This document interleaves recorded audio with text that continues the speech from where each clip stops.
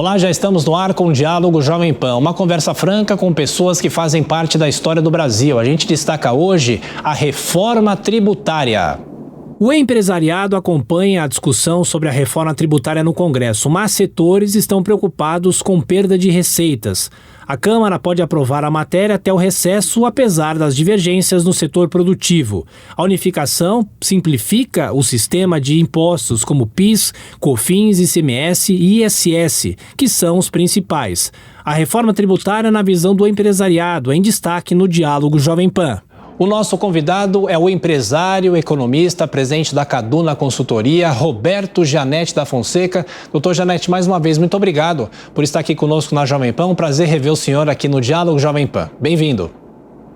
Bem-vindo. Obrigado, Thiago. Eu que agradeço o convite. Doutor Gianetti, a gente já se falou muito aqui pela Jovem Pan, o senhor também como um ex-diretor da Fiesp e ainda tem relações com a própria Federação das Indústrias aqui de São Paulo. Quantas vezes a gente já falou sobre reforma tributária? Há mais de 30 anos, pelo menos desde a Constituinte de 88, o Brasil discute a reforma dos impostos e agora há uma discussão mais ampla no Congresso Nacional, a possibilidade de uma aprovação na Câmara até esse meio do ano. Eu pergunto para o senhor acha que o clima político finalmente existe para aprovação da reforma tributária tão necessária para o país? Não há dúvida que o clima existe e, aliás, ela chega num momento extremamente importante. Nós precisamos recuperar empregos, competitividade, exportações, criar um clima de segurança jurídica para investimentos no país e acho que a reforma tributária é imprescindível para que isso tudo aconteça.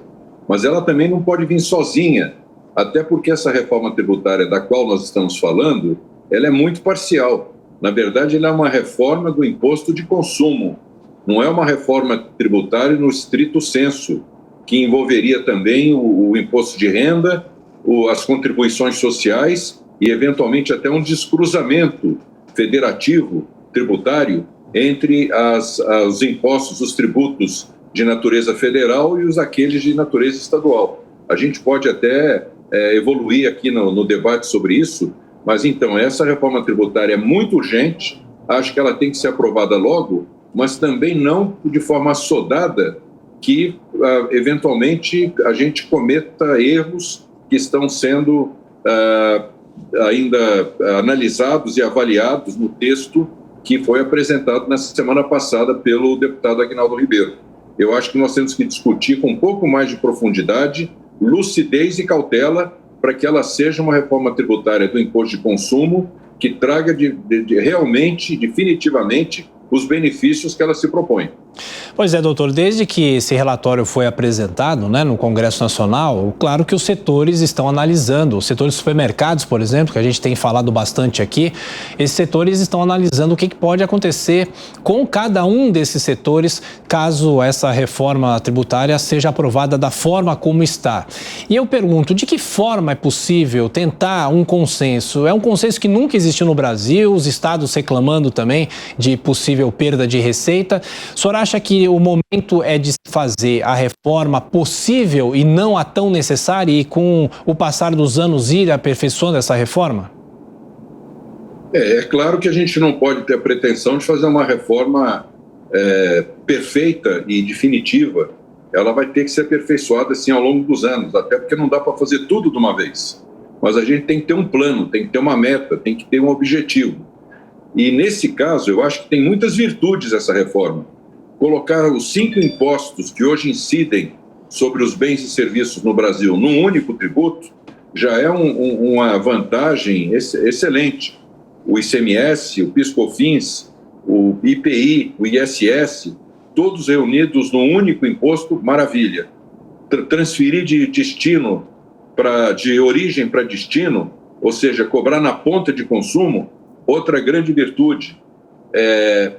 Não ter a não cumulatividade plena, tudo dá crédito e a restituição dos créditos de forma automática em 60 dias, muito bem-vindo. Então, vamos elogiar muitos pontos, mas o que precisa ser dito também é aquilo que tem que ser aprimorado já. Então, tem, por exemplo, pontos como a cesta básica, que sai de uma tributação isenta, ou seja, zero de imposto, para algo ao redor de 12,5%, que é os 50% da alíquota básica, me preocupa profundamente. Por quê? Vai atingir os preços de produtos como leite, pão, manteiga, hortifruti, que são produtos da dieta da população brasileira como um todo, especialmente da população mais pobre. E eles não deveriam ter nenhum ônus, nenhuma oneração de preço por conta de aumento de tributos. Isso seria extremamente regressivo e não é um bom efeito dessa reforma tributária proposta. Então, nós insistimos, espero que os deputados, os parlamentares, pensem, façam as contas para ver que a cesta básica tem que estar na categoria de isentos. Não é possível onerar os itens da cesta básica. Esse é o principal pleito, entre outros. Pois é, o senhor aponta essas isenções, né, doutor Janete? De que forma que é possível trabalhar essa reforma com as isenções? Porque o Brasil sempre teve um setor que era favorecido, como o setor automotivo, né, com isenção de IPI, de outros impostos. Agora, é preciso saber o que favorece a população e não necessariamente o empresariado, e aquele que só favorece o empresariado. Quais são os fatores para distinguir e separar essas duas coisas? Tiago, quem paga o imposto é o consumidor, não é a indústria e nem o agronegócio. O imposto vai estar incluído no preço. Então, não é que você vai favorecer um setor ou outro setor. Nós estamos sempre pensando no consumidor. O consumidor é que paga o imposto. Então, aqui no caso da cesta básica, não é uma isenção setorial, é uma isenção de produtos, que são produtos de necessidade básica, essenciais para a sobrevivência, para combate à fome da população brasileira. Então, eu imagino a população mais pobre, que ganha de 1 a 2 salários mínimos, ter um aumento de 10, 12, 15% nos itens de alimento básico, é absolutamente indesejável. Isso eu critico até a última hora, até que me provem o contrário. Eu já fiz e refiz as contas. Não há como dizer que não vai onerar. Quem está falando que a cesta básica não vai ser onerada, não está falando a verdade. É simples, é matemática, não é número, não é uma impressão, não é um achismo, é conta. Então, isso sim, são produtos. Aliás, é importante colocar isso. No imposto de consumo, você diferencia produtos. No imposto de renda, você diferencia pessoas. Política distributiva, você faz no imposto de renda. No imposto de consumo, você diferencia produtos pela essencialidade. Os mais essenciais, aqueles que não têm que ter imposto, têm que ficar numa alíquota muito reduzida ou zero. Os produtos normais, os serviços normais, que são de consumo cotidiano, mas não essencial, alíquota básica. E os supérfluos ou nocivos à saúde, ao meio ambiente, alíquotas altas. Esse é o esquema, a metodologia mundial. Nós não temos que inventar a roda no Brasil. É usar o mesmo sistema, o mesmo critério, metodologia que existe na Europa, no Canadá, nos Estados Unidos, no Japão, nos países sul-americanos. Os exemplos são milhares. Nós estudamos desde fevereiro. Eu mesmo estive em 6 países da Europa conversando com tributaristas, com legisladores, com autoridades de governo, pesquisando, ouvindo, aprendendo sobre quais os efeitos da reforma tributária que lá ocorreu na década de 90, no início dos anos 2000, o IVA de alíquota múltipla. Aqui queriam falar de alíquota única. Finalmente aceitaram a alíquota múltipla, mas mesmo assim os critérios ainda estão errados. Colocar a cesta básica em 12,5%, 50% da alíquota básica, é um grave equívoco. Eu imploro que os parlamentares pensem em colocar a cesta básica com alíquota zero. E quando eu falo da cesta básica, é uma dezena de itens, algumas dezenas de itens, não é milhares de itens, são aqueles que realmente são 40% do custo da manutenção, do dispêndio das pessoas pobres. Se você pegar um salário de 2 salários, uma pessoa que recebe 2 salários mínimos, ele gasta 40%, 50% da sua renda na cesta básica. esses produtos não devem ter imposto. Estamos conversando com o empresário economista Roberto Janete da Fonseca, falando sobre a reforma tributária. Doutor Janete, o senhor fala muito bem em relação aos problemas tributários que o Brasil tem, nessa longa jornada já, não só como economista, mas também como empresário. Quais são os principais exemplos que o senhor pode dar para os nossos ouvintes e espectadores em relação a distorções do setor tributário aqui no Brasil? São setores que pagam mais, outros setores que pagam menos. O senhor lembrou bem, claro que o consumidor é que paga o imposto, mas o empresário também paga o imposto, e porque ele tem esses gastos maiores, ele também não consegue empreender e não consegue dar emprego. Então é toda uma cadeia, né, que acaba prejudicando o funcionamento. É o custo Brasil, não é, doutor? Isso. Veja só, o empresário, a empresa, ela recolhe o imposto e coloca o imposto no preço. Agora, como nós temos uma situação tributária hoje, uma estrutura tributária extremamente confusa, há créditos tributários, por exemplo, que os empresários não conseguem receber e aí ficam onerados na sua cadeia produtiva com custos excessivos de tributação cumulativa que acabam não sendo transferidos para o preço no final. Ou se transferidos, oneram o produto também, vai ter uma demanda menor. Então, essa situação confusa de o que dá crédito, o que não dá crédito, de créditos tributários que não são pagos pelos estados, pelo governo federal, e toda a insegurança jurídica, os litígios tributários que atingem a casa dos trilhões de reais, Tiago. É um absurdo que nós temos no país esse chamado manicômio tributário, que sim, dá insegurança para os empresários, para os investidores e atrapalha a criação de empregos e de novas atividades no Brasil. Para não falar das exportações, que aí você não consegue mesmo transferir no preço, porque é a concorrência internacional. Se você tem um resíduo tributário na exportação, o que vai acontecer? Você vai ter que concorrer com países asiáticos, europeus, eles não têm ônus tributário, às vezes tem até incentivo fiscal, e nós aqui temos uma carga tributária que onera o preço internacional. Aí você não consegue exportar, acaba fechando a exportação, porque a exportação não é lucrativa e nem competitiva. Então, eu acho que nós temos um prejuízo histórico no Brasil de trilhões de reais por conta dessa estrutura tributária horrível, nociva, que nós temos vigendo aqui desde a Constituinte de 88. E está na hora de corrigir. Por isso que eu digo da urgência dessa reforma tributária, mas que ela seja corrigida nesses aspectos que eu acho que estão errados. Uma coisa também que me preocupa é a questão da transição. Essa transição longa que está sendo proposta não é necessária.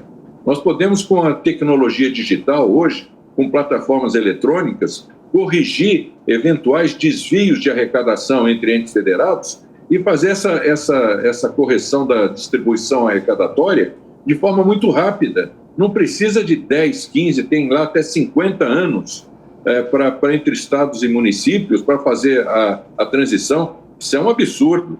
Eu não vejo necessidade, eu não vi isso em nenhum país do mundo que tivesse feito uma transição tão longa.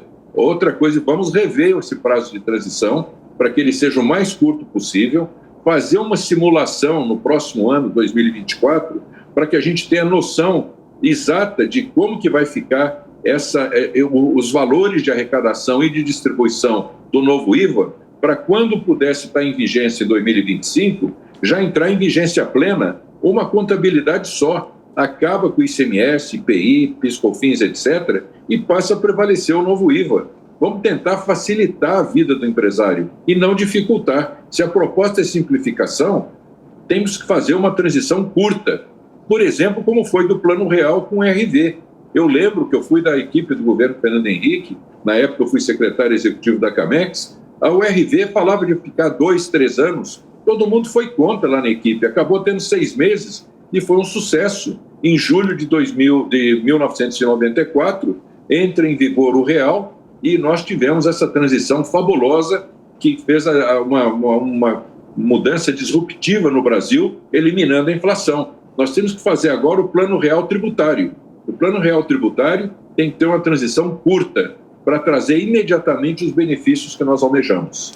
Perfeito. Agora, doutor, em toda a discussão de reforma tributária aqui no Brasil, se discute também aumentos de imposto para alguns setores. Impostos sobre as grandes fortunas, impostos sobre cigarros, bebidas, ampliação desses índices que acabam incidindo nesses produtos. Eu pergunto, o senhor fala na simplificação necessária, mas o senhor teme aumento de imposto para o consumidor comum, vamos dizer assim?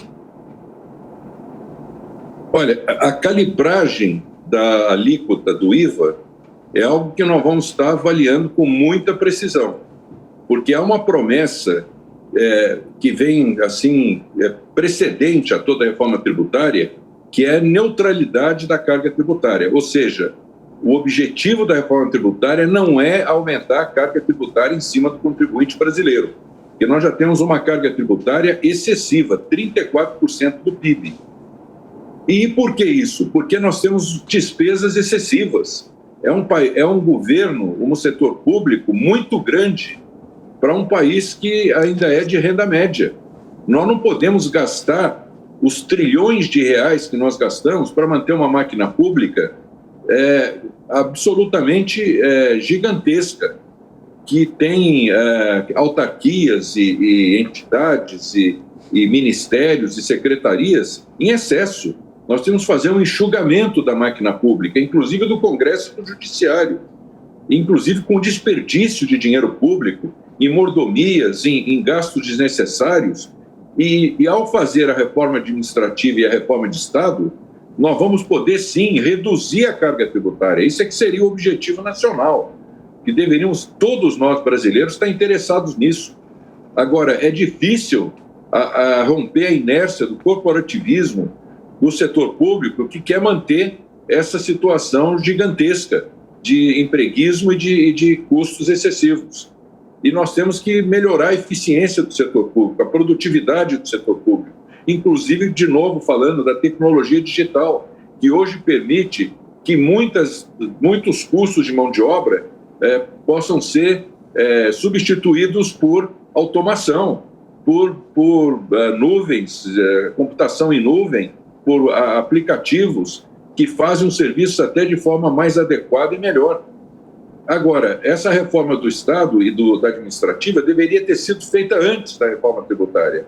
Como não foi, nós temos agora que vincular a aprovação da reforma tributária, inclusive colocando prazo para que ela entre em vigor em 2025, desde que a reforma administrativa seja feita e que economize, no mínimo, na minha opinião, como economista, já fiz as contas, no mínimo 500 bilhões de reais. Economizando 500 bilhões de reais, nós podemos reduzir a carga tributária em cima dos produtos industriais. Eu não gosto de falar setor industrial. Não é o setor industrial que está sendo ter carga reduzida, é os produtos industriais, que tem IPI, ICMS, PIS/COFINS, etc., e que, portanto, estão com carga excessiva, 35%, 40%, vão vir para 25%. Maravilha. Mas não transferir essa redução dos bens industriais em cima dos produtos agrícolas e serviços, porque essa transferência distributiva entre setores é mais ou menos de 500 bilhões. Você reduz 500 bilhões para cá e está jogando 500 bilhões para lá. Isso não pode ser feito. Esses 500 bilhões têm que vir de economia da máquina pública e melhoria da eficiência arrecadatória também, porque há muita sonegação, há muita informalidade que nós temos que reduzir no Brasil. Aumento da base de incidência do IVA vai ser também uma coisa que vai trazer aumento de arrecadação. E aí nós temos que calibrar a alíquota para não aumentar a carga e, se possível, diminuí-la. Isso é um trabalho de sintonia fina, mas eu convoco aqui a sociedade civil, através das suas entidades, CNA, CNI, CNC, para trabalhar em harmonia, em conjunto, pelo bem do Brasil. Vamos fazer essa calibragem junto com o setor público para que, de fato, o beneficiário da reforma tributária seja o cidadão brasileiro, o consumidor brasileiro e a economia como um todo, aumentando o emprego, a renda e, com isso, o consumo, que a gente tenha uma melhor qualidade de vida, um país mais justo e com maior segurança jurídica para investimento. No fundo, é isso que a gente quer. Todos nós temos o mesmo objetivo, Vamos trabalhar para isso nesse momento histórico. Doutor Roberto Janete da Fonseca, dentro de tudo que o senhor está falando aí, eu queria tocar num assunto também muito importante, o senhor com experiência, né, em relação ao trabalho na empresa, na indústria. Eu pergunto, a reindustrialização, muito se fala desse processo de reindustrialização, agora como se reindustrializa quando há uma concorrência ferrenha em relação, por exemplo, aos produtos chineses? Bom, nós temos primeiro que pensar num fator que vem sendo negligenciado há muitos anos, que é a produtividade. Se nós não tivermos uma produtividade na indústria, com novas tecnologias, inovação em tecnologia, com melhoria da qualidade da mão de obra através do ensino técnico, da educação, da saúde, que proporcione ao trabalhador brasileiro condições de igualdade de competição com os outros países com quem nós concorremos. Então, esse é o primeiro fator que tem que ser visto, produtividade. Aí é um trabalho muito do setor privado, Senai, SESI, SESC, universidades, institutos de pesquisa.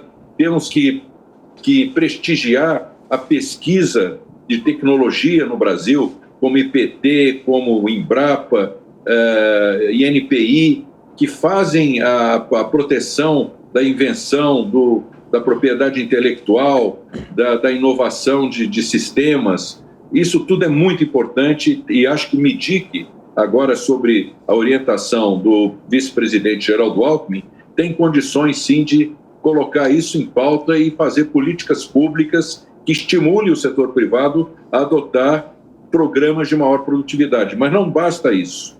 Também as externalidades, ou seja, o custo do capital, redução da taxa de juros, a redução da carga tributária, especialmente da cumulatividade tributária intrasetorial. Às vezes, na cadeia produtiva, há inúmeros elos que têm a cumulatividade tributária, que onera o custo final do produto, especialmente na exportação. A melhoria também da logística, para que a gente tenha custos de transporte, de embarque, desembarque de produtos, a abertura da economia brasileira, com a redução das tarifas de importação, com a simplificação do comércio exterior, com o estímulo das nossas exportações através da promoção comercial. Há todo um programa que eu chamo Agenda de Competitividade, que, por sinal, o vice-presidente Geraldo Alckmin conhece de cor, e que, através do MIDIC, com apoio do Ministério da Fazenda, Ministério do Planejamento, Ministério de Relações Exteriores, tem condição, sim, de colocar o Brasil de novo no rol dos grandes concorrentes internacionais de produtos manufaturados. Eu trabalhei 10 anos como diretor de Comércio Exterior e Relações Internacionais da Fiesp e vi como nós perdemos a competitividade ao longo da década dos últimos 20 anos. É uma pena. A concorrência foi atroz, produtos chineses, asiáticos dominaram o mercado, porque nós tínhamos aqui um câmbio sobrevalorizado, carga tributária excessiva, logística inadequada. Então, esses fatores têm que ser corrigidos. Claro, isso não se faz do dia para a noite, mas há que se começar esse processo. Essa agenda de competitividade virá uma pauta nacional. O presidente da República devia assumir isso de maneira explícita, que nós temos que nos tornar um país competitivo para poder melhorar a qualidade de vida do nosso povo.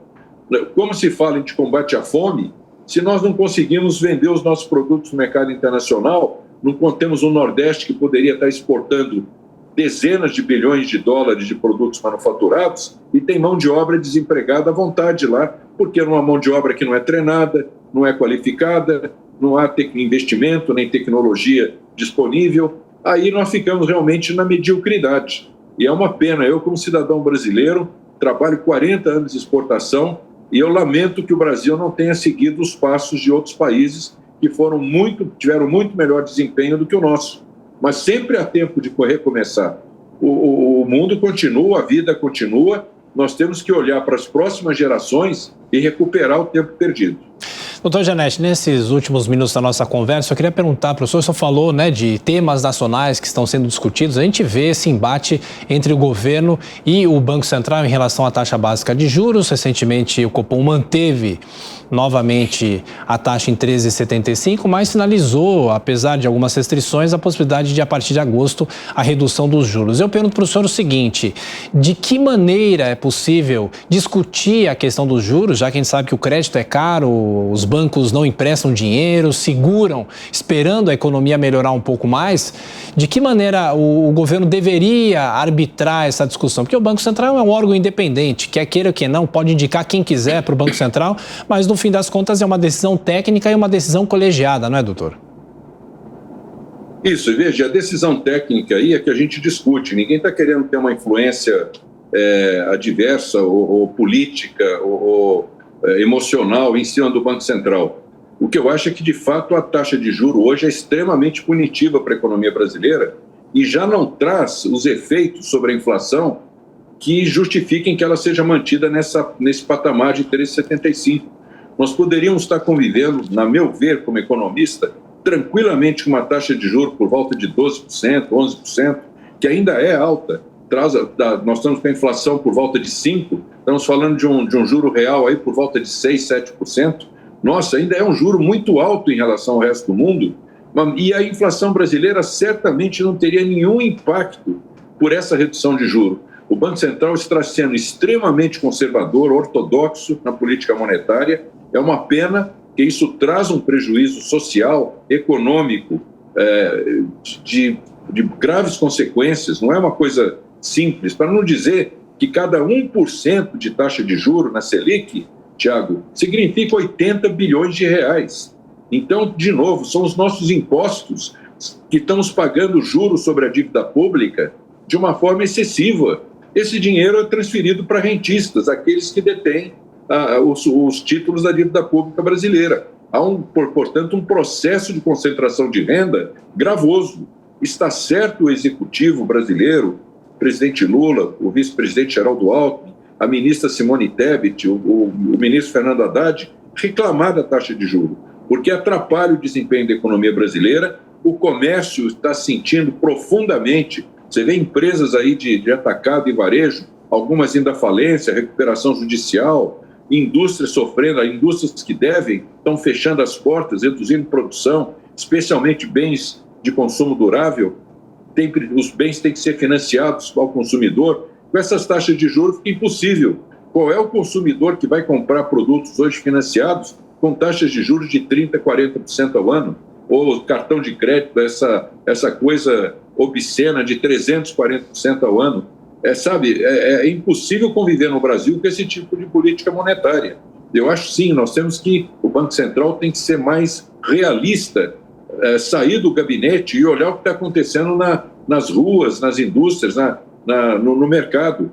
É extremamente danoso essa taxa de juros para a economia brasileira. E, doutor, para a gente fechar aqui a nossa conversa, os jornalistas sempre acham que os economistas têm bola de cristal, né? O que o senhor acredita e espera para esse segundo semestre da economia brasileira, a inflação? Será que o segundo semestre, que normalmente, né, o senhor como empresário e que por muitos anos esteve na Fiesp, o segundo semestre é sempre mais aquecido, né? E eu lembro até da economista Clarice Messer, que trabalhava na Fiesp, ela falava, olha, a minha preocupação é que nesse segundo semestre a indústria não dê conta do aumento da demanda. Será que nesse ano nós teremos isso? É um sinal positivo que a economia estaria aquecida, mas não é bem assim? Eu acho que é um certo exagero nessa afirmação, que não dê conta da demanda que venha a surgir, a não ser que falte insumos, aí é outra coisa, como, por exemplo, a questão dos semicondutores e alguns componentes eletrônicos ou até metálicos, que estão um problema de organização das cadeias produtivas no mundo. Agora, eu acho sim, o agronegócio está tendo um desempenho fantástico, nós estamos tendo uma super safra, apesar que os preços declinaram, mas há ainda um crescimento razoável, bastante significativo do setor agrícola. Os serviços estão apresentando alguma estabilidade nos últimos meses e a indústria, alguns segmentos vão bem, outros vão mal. Você vê o setor automotivo, está aí até com esse refresco aí que deram, esse incentivo temporário, mas ela anuncia de novo corte de produção e não há uma perspectiva de uma retomada muito robusta no segundo semestre.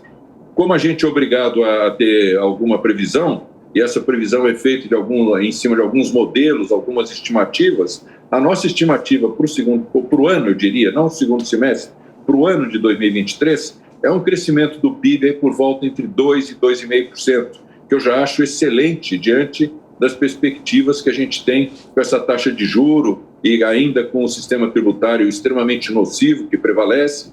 Com a reforma tributária e com a redução dos juros, eu acho que isso pode melhorar muito. Nós temos o potencial de crescer 3,5%, 4% a partir de 2024, 2025, se, evidentemente, a economia internacional também não prejudicar, porque também há muitos aspectos da economia internacional, especialmente a recessão nos países europeus, uma certa instabilidade também nos Estados Unidos, inflação ainda elevada lá fora, alguns países até com 10% de inflação, e isso traz preocupação para o Brasil também. Então, nós temos que olhar o conjunto da obra e vemos que temos que tomar medidas realmente para estimular renda e emprego, porque o que nós temos que olhar em última instância é a qualidade de vida dos brasileiros. O crescimento econômico vem em função disso. A estatística é um mero indicativo. O que nós temos é que dar renda e emprego para que os brasileiros vivam melhor. Doutor Janete, foi uma honra receber o senhor aqui na Jovem Pan mais uma vez. Bom trabalho, até a próxima. Um grande abraço. Eu que agradeço a oportunidade e estou sempre à disposição, Thiago. Um abraço para vocês. Muito obrigado. Bom, nós conversamos com o economista, empresário Roberto Janete da Fonseca, presidente da Caduna Consultoria. A você ouvinte, a você espectador que nos acompanha, mais uma vez, muito obrigado pela audiência e continue sempre com a nossa programação. Até a próxima.